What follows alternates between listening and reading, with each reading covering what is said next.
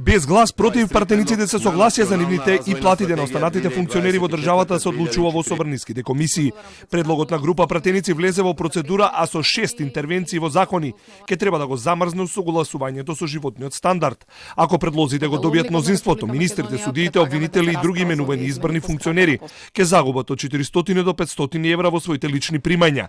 Иако пратениците од ВМРО ДПМН го поддржаа првичниот предлог, надлежниот технички министер од нивните редови со реакција дека на овој начин се прави истата грешка од минатото, со кој се замрзна растот на платите. Направено е прекршување на самото согласување, кој што требало да започне, претпоставам дека многу порано, не наеднаш кога се случија тие 78%, така да некој кој што прави само адхок решенија се случува тоа што се случи пред година дена од денеска. Сојузот на синдикати со критика за предлогот. Не само што не е фер, туку е лицемерие кон работниците. Растот со животниот стандард треба да се почитува. Функционерите или нека си ги вратат 78%, или истите нека ги дадат и на работниците. Во спротивно, протест на 1 мај.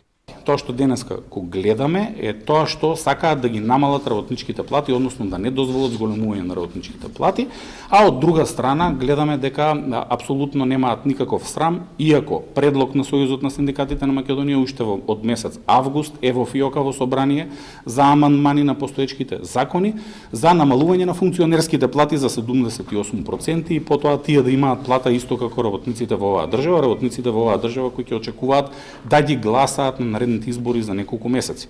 Но и да успее обидот во собранието да се замрзнат платите на повеќето функционери. Владата дополнително ќе треба да носи одлука за своите именувани директори и ним да им го забрани зголемувањето на платите и во зависност од институцијата, растот на платата варира од 300 до 500 евра.